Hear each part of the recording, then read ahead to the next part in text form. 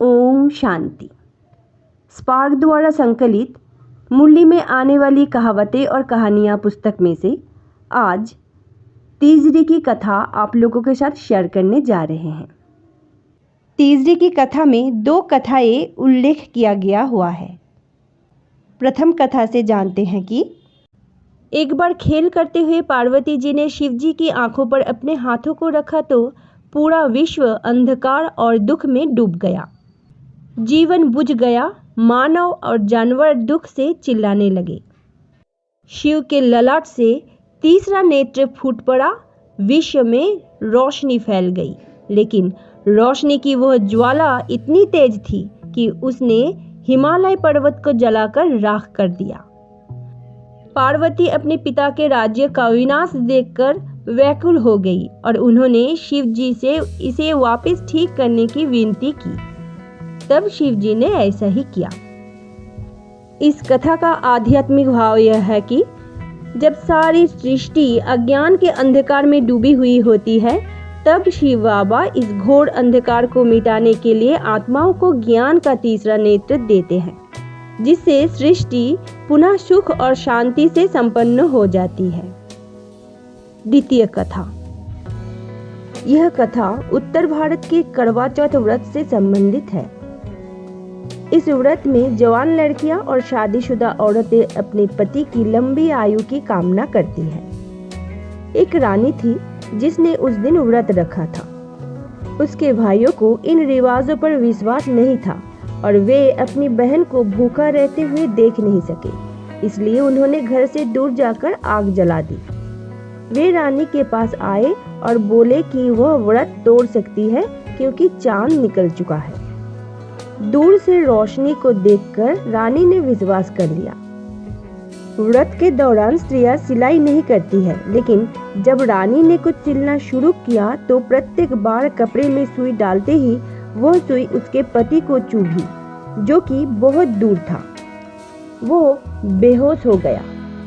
जब रानी घर में अपने पति के पास गई, तब उसे अपनी गलती मालूम हुई और उसने सुइयां निकालना शुरू कर दिया। उसने आंख की सुई अंत में निकालने का सोचा ताकि वो यह नहीं देख पाए कि शरीर में कितना सुइयां लगी हुई है। यह करने के पहले रानी तैयार होने गई। इतनी देर में उसकी नौकरानी ने राजा की आंखों से सुइयां निकाल दी और उसे कहा कि वह उसकी पत्नी है। राजा ने बेहोशी में अपनी याददाश्त खो दी थी, इसलिए दासी की बातों पर विश्वास कर लिया। रानी को उनकी दासी की तरह रहना पड़ा। वह चुपचाप अपने पति की सेवा करती रही। उसके अच्छे व्यवहार से खुश होकर राजा ने उसकी इच्छा पूछी। रानी ने एक गुड़िया मांगी।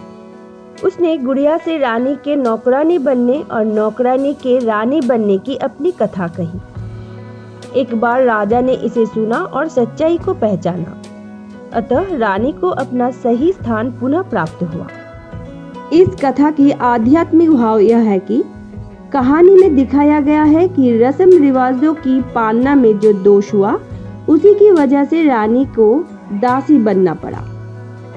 सतयुग में आत्माएं दिव्य गुणों से संपन्न और स्वराज्य अधिकारी थी, लेकिन धीरे धीरे आत्मा अपनी असली पहचान को भूलकर, ईश्वरीय निर्देशों को भूलकर जब देह अभिमान में आ गई और विकारों में फंस गई, तब से आत्मा पूज्य से पुजारी और राजा से प्रजा बन गई। जैसे कथा में रानी दासी बनी। आत्माओं को पुनः अपनी पहचान देने के लिए शिव बाबा, जो त्रिकालदर्शी है, इस धरती पर अवतरित होकर आत्मा के 84 जन्मों की कहानी सुनाते हैं। आदि सनातन देवी देवता धर्म की जो आत्माएं होती है, 84 जन्मों की कहानी सुनने से उनको अपना असली अस्तित्व याद आता है। जैसे राजा को असली बात पता चलती है। जब आत्माएं सर्वशक्तिमान ईश्वर के निर्देशों पर चलती है, तो अपना खोया हुआ राज्य पाकर अपनी सही स्थिति को पाती है। जैसे रानी दासी से फिर से रानी बनी। आज इतना ही। सभी श्रेष्ठ आत्माओं के जीवन यूं ही श्रेष्ठ से श्रेष्ठ होते जाए। इसी शुभकामना के साथ आज विदा लेते हैं। ओम शांति।